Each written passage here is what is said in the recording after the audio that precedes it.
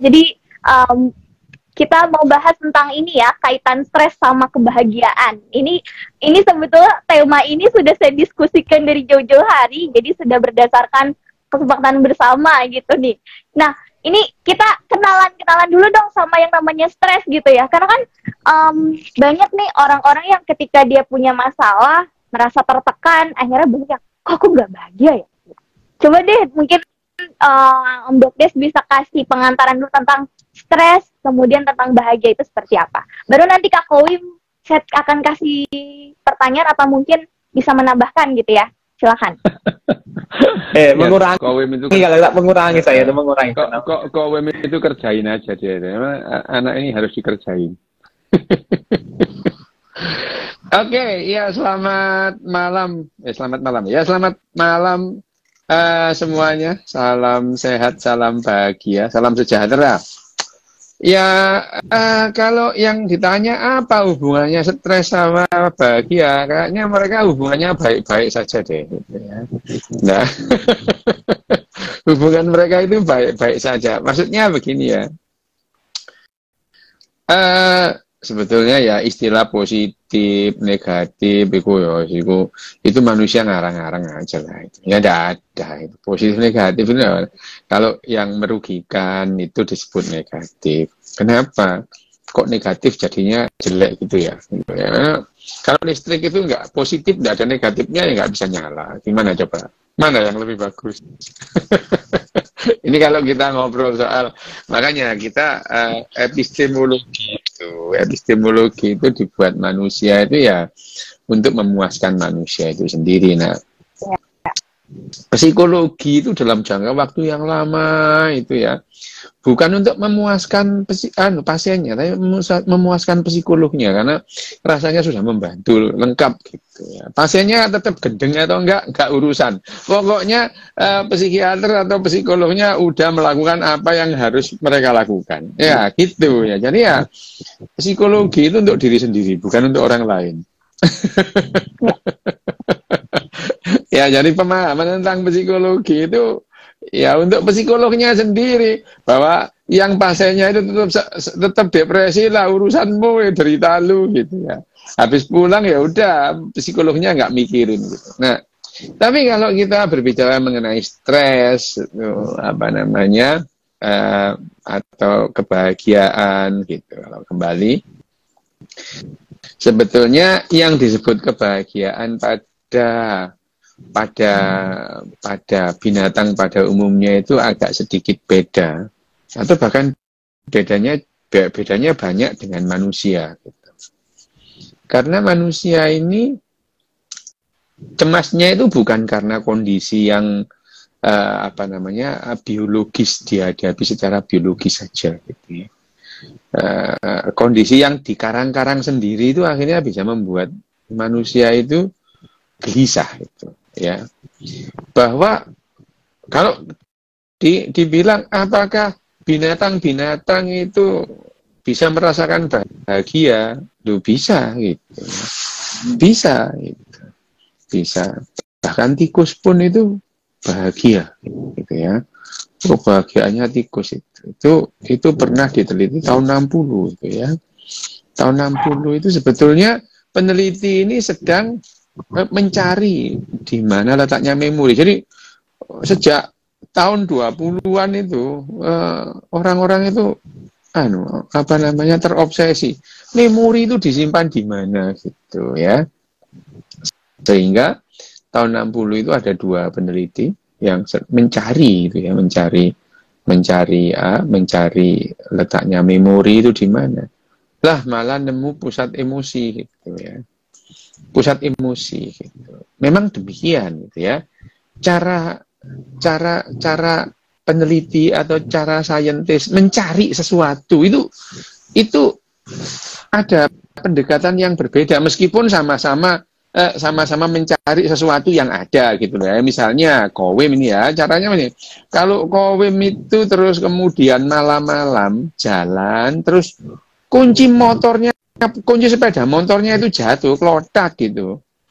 Dan dia tahu jatuhnya itu di daerah itulah itu ya. Kunci itu pasti ada gitu. Ada di situ, nggak mungkin digondol gendruwo gitu, nggak mungkin lah ya gitu. Dan kunci itu ada gitu. Nah, ada dua cara bagaimana yang namanya saintis atau peneliti itu melakukan pencariannya. Ya itu tadi kayak gitu rasanya. Ada yang mencari di ini ya di bawah malam-malam ini dia mencari di sekitar tiang listrik yang ada lampunya itu ya, lampu penerangan umum itu ya, lampu penerangan umum itu ya. Nah, mereka mencari dari yang paling terang ke paling agak remeng-remeng gitu ya. Tapi ada saintis yang langsung ke gelap-gelap itu langsung meraba sana meraba sini gitu ya. Gitu. Tapi yang dicari itu ada, bukan ngarang-ngarang gitu ya. Itu saintis ya gitu ya. Yang dicari itu barang ada, bukan barang yang enggak ada. Jadi ya, ayo kita nyari gendruwo loh. Barangnya itu enggak ada. Itu bukan saintis namanya. Itu yang gitu itu namanya paranormal gitu ya. Nah, tapi sama dengan waktu mencari yang namanya memori itu letaknya di mana gitu. Mereka nusuk sana, nusuk sini gitu ya. Akhirnya mereka menemukan tempat yang namanya amigdala gitu ya. Dan amigdala itu sangat rentan terhadap yang namanya dopamin. Dopamin ini memang sudah tahu. Dopamin sudah lama manusia itu tahu bahwa dopamin itu adalah neurotransmitter. Tapi bagaimana cara kerja otak itu lama gitu ya. Sampai tahun 60-an itu belum tahu. Belum tahu. Nah, akhirnya ya itu diketahui pusat emosi. Nah, diketahui pusat emosi ini si peneliti ini memberikan memasang apa namanya? probe itu seperti kawat halus gitu ya. Di amigdalanya gitu. Nah, amigdala itu terus kemudian diberi pedal gitu, diberi tempat kalau itu dipencet gitu ya, ditekan maka banjir dopamin di di amigdalanya itu dibanjiri dopamin gitu. Nah, awalnya mereka tahu kalau misalnya tikus itu ya, kalau tikus melihat makanan, melihat keju gitu itu di daerah sekitar dopamin di sekitar amigdala itu dopaminnya naik gitu. Dopaminnya naik gitu ya. Dan tikusnya itu gembira gitu ya dengan lahap makan gitu. Tetapi sesaat dia mulai makan keju itu, gitu ya, turun, gitu ya. Jadi pada saat dia makan keju itu, dopaminnya langsung turun.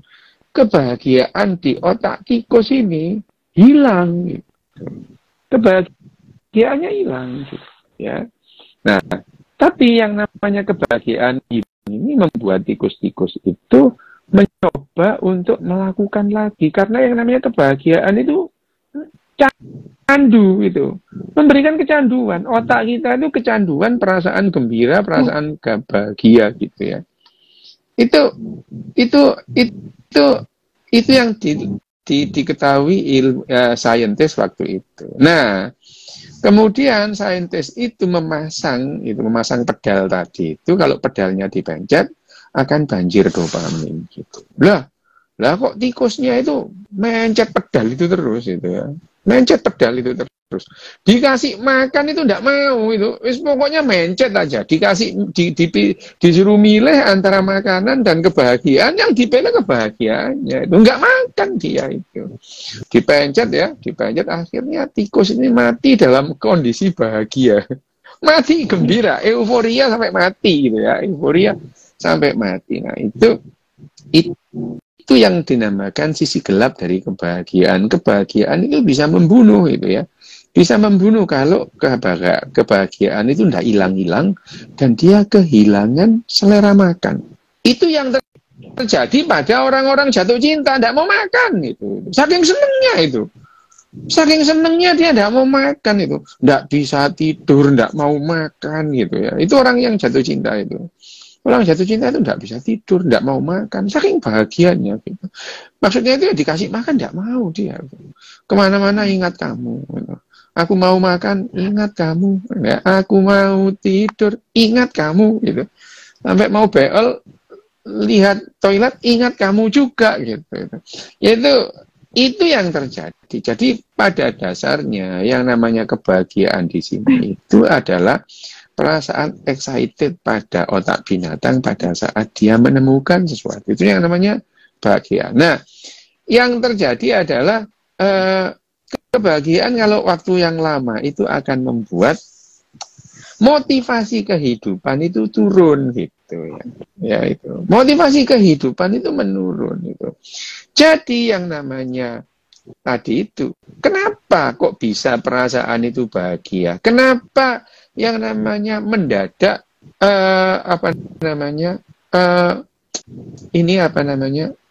amigdala dibanjiri oleh yang namanya dopamin gitu. Nah, tidak lain dan tidak bukan biang keladinya adalah stres itu. Stres itu adalah biang keladinya pada saat tikus kelaparan, lapar dia. Itu dia stres, otaknya stres gitu ya. Stres, lapar dia, stres itu. Nah, pada saat melihat keju, pada saat itu juga stresnya langsung turun ya. Asetilkolinnya turun. Asetilkolin turun sehingga terjadilah banjir dopamin di amigdala tadi. Nah, mendadak aja dia langsung merasakan bahagia karena lihat keju tadi itu. Nah, itu yang pertama. Yang kedua, kondisi yang seperti ini dialami pada tikus-tikus atau binatang-binatang yang menemukan pasangan seksualnya, pasangan reproduksinya itu. Terus begitu dia itu melihat yang namanya pasangannya itu. Misalnya kowing itu lihat wedus itu ya itu. Enggak lah kalau kowing ndelok wedus itu kepengin mangan sate maksudnya. Kan ojo anu sik we ngono. Kalau misalkan tikus itu menemukan pasangannya, mendadak asetilkolin dalam otaknya itu turun sehingga perbandingan relatif antara dopamin dan asetilkolin itu dopaminnya naik gitu. Dan pada saat melihat pasangan seksualnya itu tikus-tikus itu merasa bahagia gitu. Dan perasaan excited gara-gara ketemu pasangan itu akan hilang setelah sexual intercourse gitu. Jadi itu pada manusia juga gitu. Jatuh cinta itu akan hilang pada saat sexual intercourse pertama gitu. Ya, jadi kalau kepingin jatuh cintanya hilang ya sudah hubungan seks aja, jatuh cintanya hilang tapi jadi ketagihan hubungan seks gitu. Itu ya itu hukum alamnya gitu ya. Hukum alamnya itu jadi yang namanya jatuh cinta itu akan hilang digantikan oleh rasa tergantung yang lain gitu. Sudah beda lagi gitu ya. Sudah bukan lagi yang namanya jatuh cinta. Yang diadakan adalah rasa ingin ketemu. Kenapa? Ya itu tadi, karena yang namanya sexual intercourse itu memberikan ketagihan gitu. Itu yang terjadi. Jadi udah itu deg-degannya juga sudah hilang ya, nggak mau makannya juga sudah hilang. Tapi ya digantikan kata lain. Nah itu dua hal itu yang membuat binatang-binatang itu bahagia gitu ya. Binatang-binatang itu bahagia. Nah. Jadi stres itu karena asetilkolin tadi, asetilkolin yang turun mengakibatkan perbandingan relatif antara asetilkolin dan dopamin itu relatif akan naik itu dopaminnya, gitu ya. Dopaminnya akan naik. Nah, setelah dopaminnya naik, dia akan merasakan kebahagiaan. Beberapa saat kemudian dopaminnya akan turun gitu. Nah, kalau dopaminnya bertahan lama, ya ada juga individu-individu yang begitu, tapi itu tidak sehat gitu ya. Itu tidak sehat gitu. Itu tidak sehat yang namanya individu-individu yang mempertahankan dopaminnya yang lama gitu ya. Itu tidak sehat. Nah, makanya yang namanya pada umumnya yang namanya apa namanya? Yang namanya kebahagiaan pada otak binatang, termasuk manusia itu binatang ya. Itu tidak berlangsung lama, tapi berulang itu sebagai motivasi untuk kehidupan. Nah, persoalannya muncul pada saat manusia itu secara pelan-pelan terus kemudian mengembangkan kemampuan berbahasanya dan mengalami atau melampaui atau bahkan mengalami yang namanya revolusi kognitif. Jadi kognitif manusia, cara pandang manusia itu terhadap diri dan lingkungannya. Ini kok koyo wawasan Nusantara P4 ya. Bagaimana manusia itu memandang manifestasi diri dan lingkungannya. Lah ini kok koyo itu wawasan Nusantara P4. Gini ya, memang betul. Jadi cara pandang manusia terhadap manifestasi diri dan lingkungannya itu berubah pada saat mengalami revolusi kognitif. Jadi manusia itu kenal dirinya itu tidak lagi apa adanya, tidak secara ontologis gitu. Jadi manusia itu akhirnya membayangkan kehidupannya itu secara epistemologis, harusnya gini, harusnya gitu. Lah yang ngarang-ngarang aja sih gitu ya. Itu ngarang-ngarang aja itu. Itu ngarang-ngarang aja. Nah, tapi ya itu yang terjadi pada manusia, sehingga stres pada manusia itu bukan tidak hanya karena tidak ketemu makanan atau tidak ketemu pasangan seksual itu. Tapi manusia ngarang-ngarang sendiri lewat gelap-gelap, takut hantu gitu ya. Itu dibuat-buat sendiri gitu ya. Itu dibuat-buat sendiri gitu ya. Manusia gitu ya. Itu yang namanya apa namanya? Strawman falasi. Manusia itu falasi. Apa namanya? Cacat logikanya itu banyak falasinya. Salah satunya strawman falasi. Strawman falasi itu strawman itu loh. Apa namanya? Orang-orangan sawah itu loh ya. Orang-orangan sawah itu kan dibuat dari straw, dari apa namanya? Damen itu, straw gitu ya. Itu manusia. Manusia itu membuat orang-orangan sawah untuk nakut-nakuti burung gitu ya. Tapi akhirnya dia takut sendiri gitu ya itu. Ya, manusia itu bikin orang-orangan sawah untuk nakut-nakuti burung. Tapi akhirnya manusia itu takut sendiri sama orang-orangan sawah. Malam-malam gitu. Nanti ada gerak-gerak sendiri gitu ya itu. Nah itu yang namanya. Tapi manusia ini membuat narasi-narasi seperti itu tujuannya ya untuk membuat manusia, narasi dibuat manusia itu untuk membuat manusia itu makin erat hubungannya, ikatan kelompoknya makin kuat gitu ya. Lah tapi narasi-narasi manusia itu juga membuat manusia itu ketambahan stresnya gitu ya itu. Ya manusia itu ketambahan stresnya karena dibuat-buat ya. Mereka awalnya memahami yang namanya sungai itu adalah ya untuk mandi, untuk air, terus kemudian mulailah dia ngomong ada hantu penunggu sungai lah ya, jin penunggu sungai lah itu. Dia takut sendiri gitu. Jadi akhirnya manusia itu stresnya tidak hanya tidak menemukan makanan atau tidak menemukan pasangan seksual, tapi banyak itu. Sehingga kebahagiaan manusia itu sangat tergantung banyak hal gitu ya. Sangat tergantung banyak hal itu. Tergantung apa? Loh ya, manusia itu apa namanya misalnya, manusia itu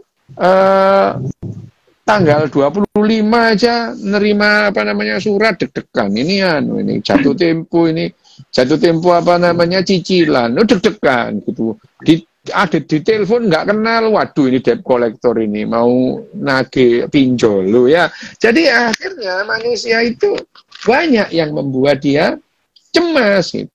Ngumpul-ngumpul akhirnya kecemasan manusia itu tidak hanya dikarenakan dua tadi, tapi banyak hal dan itu yang membuat manusia sulit bahagia.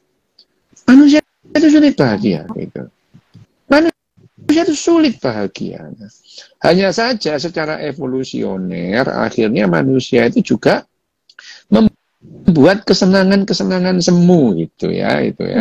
Itu kesenangan-kesenangan semu, kesenangan-kesenangan semu itu kesenangan-kesenangan semu itu adalah itu dibangun oleh cara kerja otak manusia itu sendiri gitu ya. Cara kerja otak manusia itu sendiri dibangun oleh kesenangan. Misalnya mimpi itu ya. Mimpi manusia itu tugasnya adalah mendelete atau menghilangkan memori-memori yang tidak enak. Itu salah satunya. Sehingga manusia itu membuat akhirnya manusia itu lebih ingat kepada hal-hal yang menyenangkan dibanding hal-hal yang tidak enak. Itu udah jelas itu. Oke. Kowem itu kalau ingat SMP-nya itu ingat-ingat yang enak, padahal dia itu tidak suka sekolah itu. Mulai masuk udah kepingin keluar aja, kepingin bel aja. Ini kapan sih ganti pelajarannya, belnya kapan ini ya itu. Tapi sekarang kalau dia ingat-ingat SMP, ingatnya ya sama mbak itu yang digodain dia, tapi mbaknya nggak mau itu ya. Sama-sama mau sih sebetulnya. Kowe mau beneran, mbaknya mau muntah itu. Itu dulu itu. Terus no, Dok. Terus ke. Lah itu namanya sama-sama mau, Mem. Kamu mau beneran, arek mau muntah itu ya. Ini sekedar pendahuluan mengenai kenapa manusia itu sulit bahagia dan akhirnya kebahagiaan manusia itu tergantung populasi gitu ya. Tergantung populasi, tidak tergantung individu, tapi tergantung populasi. Jadi orang itu bahagia itu tergantung komunitas, tergantung populasi. Makanya yang namanya individual itu tidak ada kebahagiaan individual, yang ada ketenangan ketenangan iya, kegembiraan iya, kesenangan iya, tapi itu bukan kebahagiaan. Kebahagiaan itu tergantung individu lain. Oke? Itu pertama. Wes. Oke. Kita beralih dulu nih Kak Owim ya. Setelah kita sudah menyimak tadi pemaparan dari Dr. Riyu Hasan gitu ya. Kalau menurut Kak Owim sendiri nih, apa sih hal yang misalnya kan kadang ada orang yang sering ngerasa aku tuh nggak puas ya sama kehidupan gitu. Terutama nih bisa anak-anak muda deh, pada generasi-generasi muda yang kadang-kadang kalau lihat temennya upload di media sosial ada rasa iri atau ada rasa ketidaksukaan tersendiri. Nah kalau menurut Kak Owim tuh gimana sih menyikapi hal itu gitu? Kita tuh selaku generasi muda harus apa gitu? Mungkin ini pertanyaan yang cocok ya buat Kak Owim, silakan. Kamu dikerjain. Wah, ini seperti orang motivator aja dong.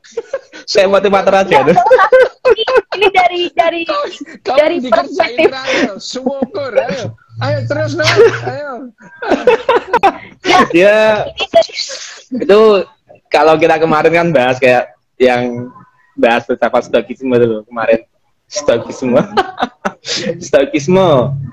Ya, nggak apa-apa. Ya, ini kan kemarin Rahel ya, rasional lah. Rahel ya, belajar rasional. Iya. Kalau misalkan kita misalkan teman kita mungkin punya yang lebih tinggi dari kita, misalkan punya harta, punya sesuatu yang lebih tinggi dari kita, ya rasional aja. Kita tuh bisa nggak seperti itu kan, seperti itu. Nggak, jangan terus teman saya bisa, saya pasti bisa, ya nggak seperti itu juga kan. Satu harus rasional karena melihat kondisi, terus juga kemampuan kita, jangan termakan emosi, jangan termakan perasaan.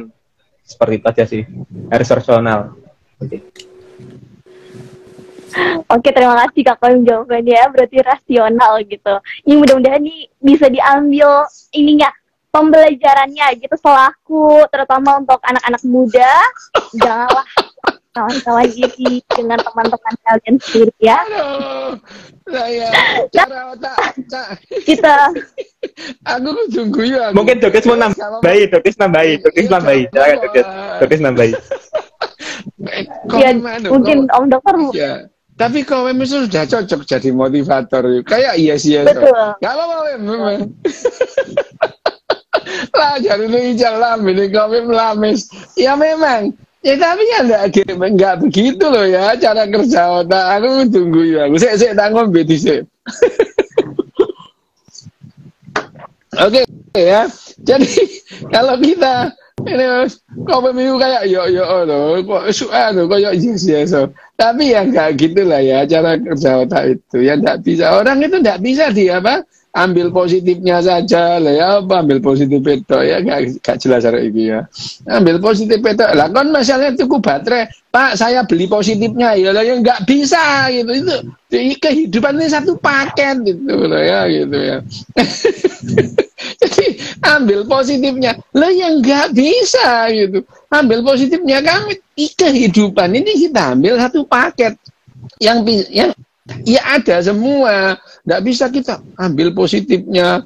Kok suwe-suwe kayak motivator. Nggak apa-apa, tapi kan lucu. Tapi gini ya, itu yang namanya kebahagiaan itu. Kebahagiaan itu tergantung banyak orang gitu ya. Banyak orang. Kalau orang lain itu sangat sangat istilahnya annoying itu, mengganggu itu, akan sangat mempengaruhi kamu gitu ya. Mengganggu. Misalnya aja, kamu sehari di WhatsApp atau di SMS orang yang kamu tidak inginlah hubungan sama dia gitu itu. Ya.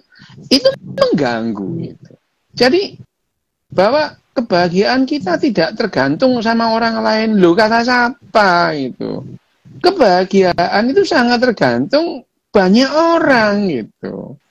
Ya, misalnya kamu akan tenang bahagia di bis kalau semua orang itu punya tata krama.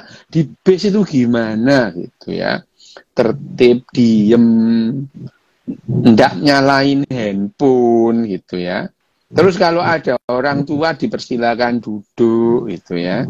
Kalau ada perempuan hamil dipersilakan duduk gitu ya. Nggak nerima telepon ngomong banter gitu. Jadi misalnya itu ya, misalnya ada orang telepon di bis kota atau di MRT itu, di kereta itu. Halo, ya semua terganggu gitu ya. Semua terganggu gitu. Nah, yang dilakukan adalah melatih orang-orang setiap individu untuk mendapatkan kebahagiaan bersama gitu ya. Jadi indeks kebahagiaan itu variabelnya ya orang-orang ini gitu. Diatur gitu ya.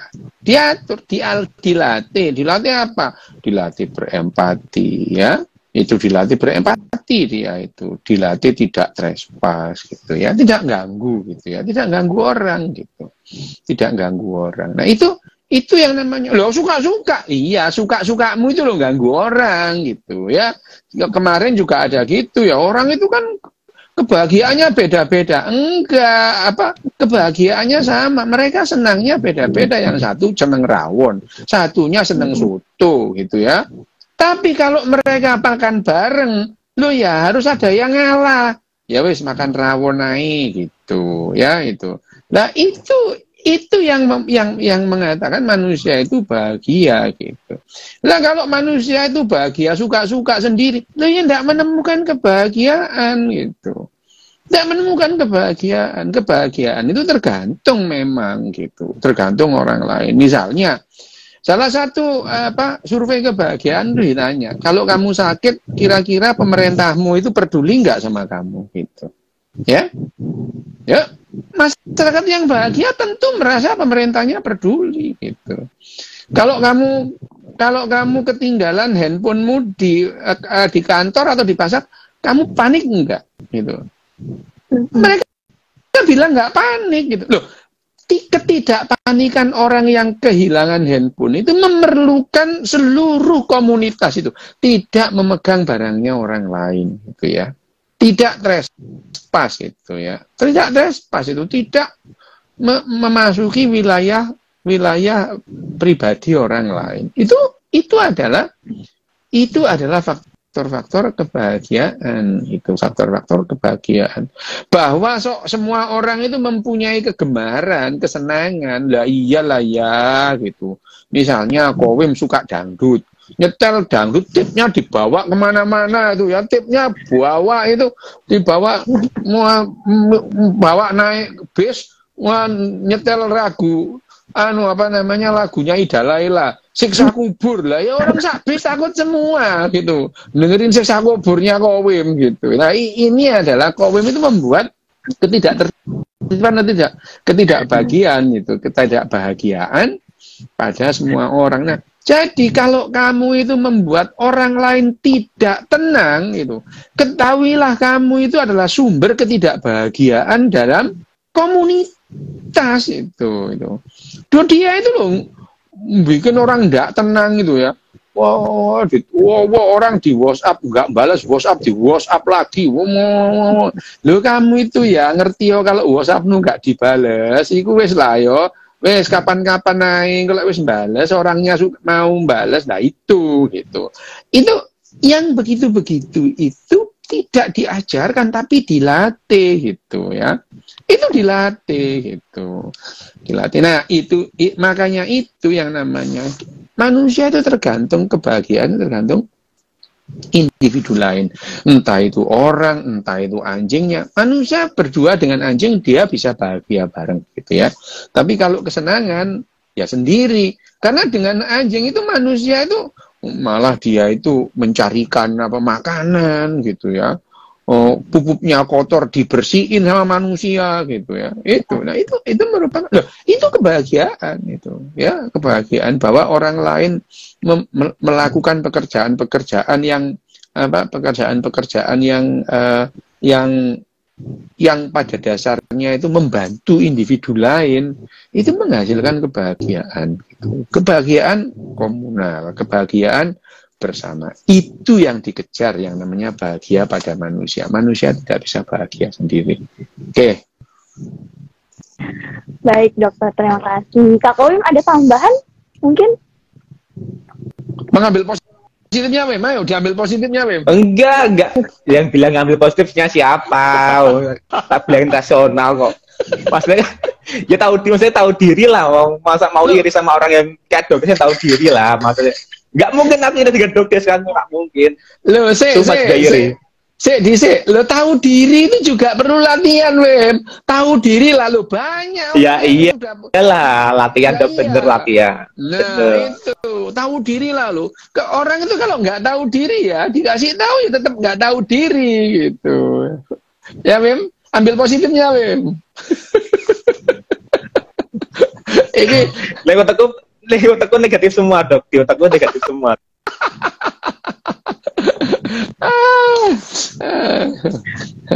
Nah, ini kan Rahel. Saya sedikit ada satu poin yang menarik buat saya gitu. Yang Om Dokter bilang bahwa kebahagiaan itu, kata siapa kalau ada mungkin statement orang yang bilang kalau kebahagiaan itu tidak tergantung sama orang lain dan sebagainya. Tapi ternyata kan pada realitanya tidak begitu gitu ya. Nah, sekarang begini, mungkin banyak orang yang di dalam hidupnya itu pasti ada satu, kayak tadi nih Om Dokter misalnya bilang distraksi gitu ya, atau gangguan-gangguan tersendiri. Cuma kadang-kadang sebagian orang pasti nyaranin gini, udahlah abaikan saja gitu, abaikan saja. Nah sebetulnya ketika kita sedang, nih saya mungkin bisa mewakili teman-teman ya, ketika kita sedang mengalami gangguan dari luar, entah itu dari orang asing, ya misalnya baik berupa perkataan ataupun perbuatan yang mungkin membuat kita ada tekanan gitu ya, atau membuat kita mungkin merasa sakit gitu, merasa sakit secara psikologis. Nah, apakah bagaimana sih kita bisa menghadapi ini? Karena banyak orang yang bilang, udah jadilah orang yang tuli akan semua itu, artinya masa bodoh gitu. Nah kalau menurut Om Dokter nih gimana gitu? Karena kan kita mungkin tidak bisa mengontrol apa yang terjadi di luar ya. Nah silakan nih Om Dokter. Iya, memang benar. Banyak hal-hal yang di luar kendali kita, ya. Ya betul. Ada hal-hal yang dalam kendali kita penuh. Perilaku orang itu di luar kendali kita. menyikapi perilaku orang itu full dalam kendali kita gitu. Tapi kendali kita ini pun tidak lantas terus kemudian ada demikian saja gara-gara nasihat, nggak bisa gitu. Abaikan saja gitu. Orang yang biasa ngurusin orang lain nggak akan bisa mengabaikan begitu saja gitu. Lah sembarang kamu urusin, bajunya orang kamu urusin, orang nggak sembahyang kamu urusin. Gitu itu orang yang model begini tidak bisa dikatakan udah abaikan saja, nggak penting banget dalam hidupmu. Ini nggak bisa, orang mereka dia biasanya rese kok, semua diurusin gitu. Nah, untuk mengabaikan hal-hal yang tidak penting bagi dirinya, orang itu mesti paham mana wilayah privat, mana wilayah publik gitu. Jadi orang yang sudah terbiasa membedakan masalah privat dan publik, dia tidak menghiraukan apa kata orang tentang pribadinya dia gitu. Ya, tentang pribadinya dia. Gitu. Jadi karena dia juga tidak ribut dengan pribadinya orang lain. Nah, pada saat ada orang seperti itu, udah abaikan saja gitu. Nggak usah dikasih tahu. Orang yang terbiasa dari kecil berlatih untuk tidak mengikuti atau tidak mencampuri privasi orang lain, otomatis dia menganggap itu nggak penting banget, itu kan urusanku. Diem dia, tidak berkomentar gitu ya. Itu dia tidak komentar. Nah itu dia yang namanya sudahlah ya, sudah abaikan saja omongannya dia itu. Itu tidak bisa, tapi kalau dari kecil dia diajari, dilatih untuk mengetahui mana ruang privat, mana ruang publik, otomatis dia itu tidak akan menghiraukan omongan orang lain tentang pribadinya itu. Itu ya, itu yang terjadi gitu. Nah, masyarakat seperti ini itu emang benar-benar gitu. Bahkan misalnya yang pernah saya sering pakai contoh itu, kalau di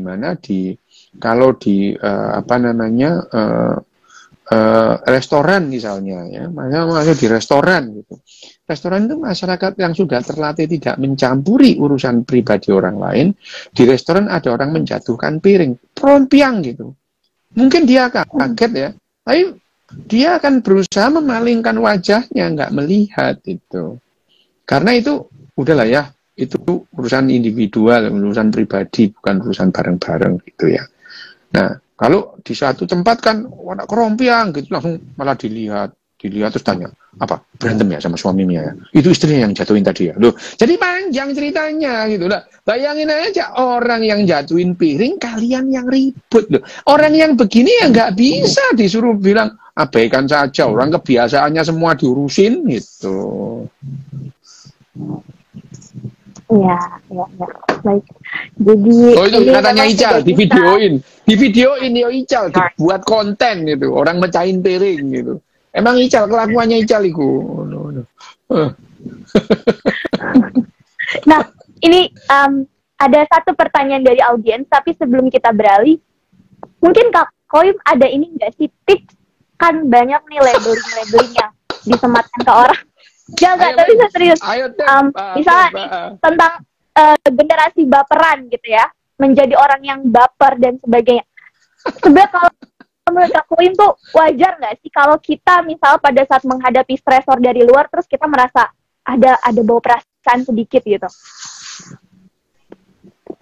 Ya tadi sih seperti yang dikatakan Dokter tadi ya, pengendalian diri itu ada di diri kita ya kan. Ya tadi itu perlu latihan seperti itu dari dini ya, melatih bagaimana kita merespon yang dilakukan orang lain terhadap kita, seperti itu. Latihan. Latihan bal-balan atau latihan menahan diri, latihan menahan emosi, latihan rasional gitu. Jangan latihan bal-balan. Bukan latihan bulu tangkis, bukan ya. Seneng aku kau. Iki Dokter, senengannya Dokter paling awas Dok. Balik tak siap Dokter sih. Terus latihan untuk tidak mencampuri urusan orang lain lain gitu ya. Itu juga perlu. Ini ada pertanyaan nih dokter dari jangan siapa nih Gabriel gitu ya. Bagaimana sih cara memerangi depresi? Depresi itu sebenarnya bisa diperangi nggak sih dok? Nah ini. Waduh. Ya, ya, unfortunately, ya, sayangnya orang itu tidak sulit menghilangkan depresi, gitu ya. Ya meskipun dengan obat, gitu ya, itu dengan obat. Tapi yang namanya depresi itu, ya perlu dikurangi gitu ya, perlu dikurangi karena depresi itu nggak enak lah, wis pokoknya nggak enak lah ya. Itu depresi itu adalah kondisi yang sangat tidak mengenakan, menurunkan kualitas hidup gitu ya. Nah, obat-obatan terus kemudian apa namanya terapi psikologis yang lain itu bisa mengurangi sedikit atau banyak keluhan-keluhan itu. Sekali lagi tidak ada cara yang benar atau yang salah itu menjalani depresi. Gitu. Kalau dengan jilatin setir mobil, kamu merasa nyaman terus jilatono setir mobilmu itu tidak merugikan orang gitu ya. Kalau kamu merasa nyaman melakukan sesuatu dan tidak merugikan orang, lo ya tidak apa-apa itu ya itu. Tapi kamu misalnya ketok-ketok rumah orang untuk menurunkan depresimu, lo kayak gendeng apa gitu ya itu. Nah, emang ganggu orang gitu ya. Lu katanya itu iya, tapi itu ganggu orang, itu orang yang kamu ketok-ketok ini depresi nanti gitu ya. Jadi ya asal itu tidak mengganggu orang lain itu ya sudah dijalani aja. Misalnya jilatin apa namanya cengkir gitu ya, enggak popo gitu. Tapi kalau misalnya saya depresi saya hilang kalau ngeplai gundule kowem loh lah ya kan kasihan kowemnya gitu. Iku tambah suwe iku ya, budake kowem tambah mundur iku. Itu yang membuat apa namanya? Itu yang membuat yang diperangi bahwa yang namanya depresi itu diperangi bareng-bareng karena yang namanya depresi itu menurunkan kualitas hidup bersama gitu ya. Kenapa? Sekali lagi setiap individu itu memberikan kontribusi terhadap kebahagiaan komunal gitu ya, kolektif.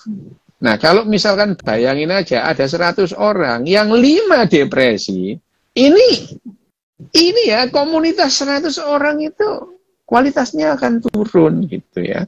Makanya sebetulnya yang sudah beberapa kali saya bicarakan itu WHO itu sebetulnya tahun 2020 itu WHO mencanangkan untuk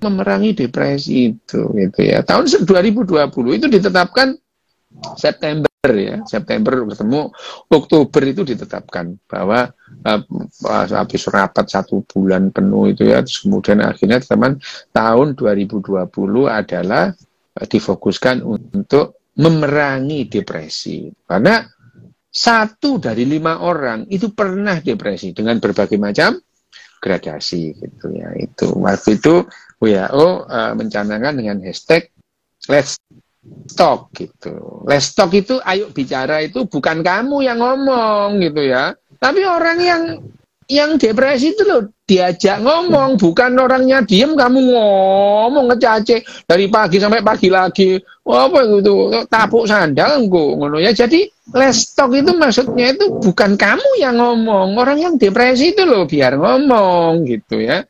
Itu hanya saja ya ternyata tahun 2020 itu sebelum itu dijalankan, wah udah keserang yang namanya pandemi, hilanglah itu yang namanya memerangi depresi. Bahwa depresi itu harus diperangi, iya, diperangi secara bersama-sama. Setiap orang yang tahu itu ya setiap orang yang tahu bahwa ada orang depresi. Nah, orang yang sehat ini yang diharapkan berperilaku untuk mengurangi orang yang depresi gitu. Tapi kalau yang orangnya itu tahu tapi geblek, ya memang sudah apes ya. Orang depresi ketemu orang geblek ya, wah mesti itu nggak bisa dikasih tahu. Alasan aja dikasih tahu, ya udahlah ya yang gitu itu. Orang depresi ketemu orang resek, waduh sial dah itu ya. Nah, tapi ya sekali lagi, apakah kita harus memerangi depresi? Ya. Depresi pada siapa? Pada siapapun. Depresi harus diperangi. Kalau ada orang depresi, kalau kamu tidak bisa membantu, gitu ya, paling tidak kamu jangan menyulitkan, gitu, ya, gitu. Kalau kamu tidak membantu, jangan menyulitkan, gitu. Sudah bantu enggak, ngerepotin, bu, hari ini, gitu ya, itu. Jadi itu yang namanya depresi. Apakah depresi itu ada hubungannya dengan kebahagiaan? Iya, itu ya. Depresi itu sangat berpotensi menurunkan kebahagiaan, sangat berpotensi, gitu ya. Itu sangat berpotensi menurunkan kebahagiaan. Bahkan ada orang yang tidak bisa tersenyum seumur hidupnya. Contohnya adalah Abraham Lincoln. Itu seumur hidupnya nggak pernah tersenyum. Dia dalam kondisi sedih luar biasa. Tapi sekali lagi loh ya, tidak semua depresi itu sedih. Orang, kamu ngaku depresi, kamu cengingas-cengingis gitu kok loh. Orang depresi dan gembira bisa terjadi pada saat yang sama, gitu ya. Dan itu yang membuat seringkali orang itu dianggap ini sebenarnya orang ini nggak apa-apa itu. Wah, kita melihatlah wajah-wajah riang dari yang namanya Whitney Houston, Marilyn Monroe, Robin Williams, itu wajahnya riang terus. Kita nggak pernah lihat mereka itu sedih. Bunuh diri mereka karena depresi, gitu ya.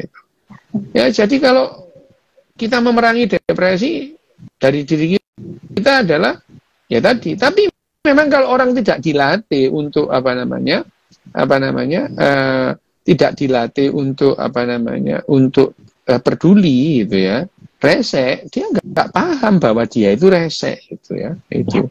Dan orang depresi hidup di Indonesia, walah wis lah ya, sial, udahlah sial berkali-kali lah, udah jatuh ketimpan tangga lah orang depresi di Indonesia itu, semua itu akan memperberat depresinya.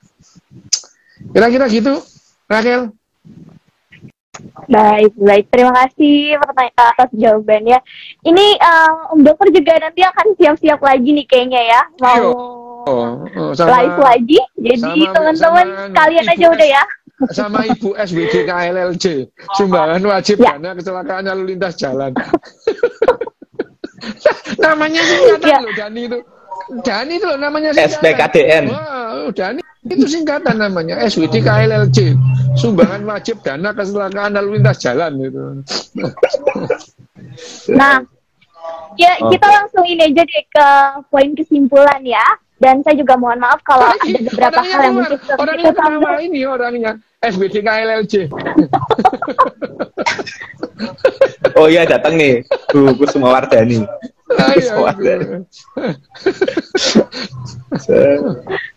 Oke, karena kita mengingat waktu dan Om Dokternya juga harus prepare ya. Nah, kita kasih ini dulu deh poin kesimpulan sedikit gitu. Kira-kira apa yang bisa kita simpulkan nih dari pembahasan hari ini. Mungkin entah itu Kak Kowim atau Om Dokter bisa sampaikan ya. Terima kasih. Biar Kowim aja, biar Kowim. Enggak, Dokter saja, Dokter. Dokter saja ya. Itu jadi yang namanya kebahagiaan pada manusia itu berbeda pada binatang yang lain, karena manusia itu pada akhirnya meskipun tidak dirancang secara biologis, akhirnya manusia itu kehidupannya itu melalui yang namanya revolusi kognitif. Kita sudah mengalami 5 kali revolusi kognitif, dan itu setiap manusia lahir itu mereka tidak paham itu, sehingga dia mendapatkan hasil 4 kali revolusi kognitif itu dari orang tuanya gitu. Dan itu sangat berpotensi membuat manusia tidak bahagia gitu ya.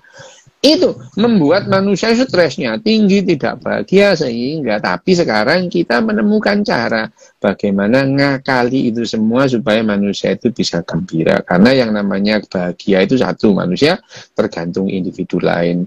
Bahagia pada individu itu tidak bisa berkepanjangan karena akan mengurangi motivasi untuk melanjutkan kehidupan. Tapi yang namanya kebahagiaan sendiri itu adalah motivasi untuk melanjutkan kehidupan, asal nggak lama-lama. Tapi yang namanya kebahagiaan komunal itu perlu dipertahankan untuk mempertahankan kualitas hidup dalam komunitas, menurunkan entropi, gitu ya. Baik sekali, terima kasih dokter. Nah, Kak Koim ada tambahan atau sudah cukup? Oke, Mem, tambahin, Mem. Udah cukup.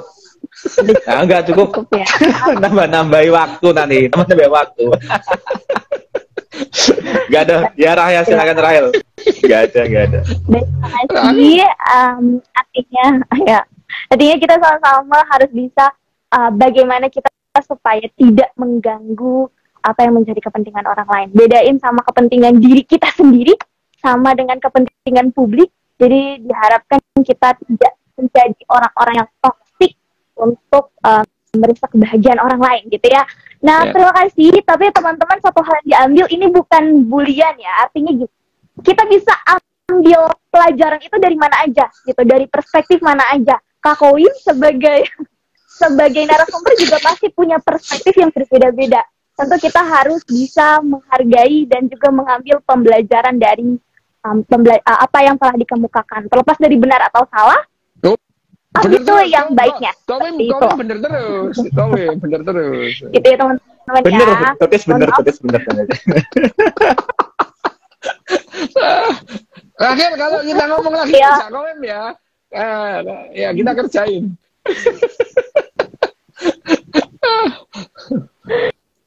Baik teman-teman, diambil ilmunya, diambil yang baik-baiknya ya. Nah, terima kasih buat Om Dr. Yu Hasan dan juga Kak Koim yang sudah bergabung di sini gitu ya. Mudah-mudahan bisa next time kita bisa ketemu lagi di tema-tema yang berikutnya seperti itu. Terima kasih juga buat teman-teman semuanya. Mohon maaf saya tidak bisa menyapa satu persatu. Kita undur diri. Terima kasih. Saya tutup acara ini. Om Dokter silakan. Kak Koim. Ya, makasih Rahel. Terima kasih.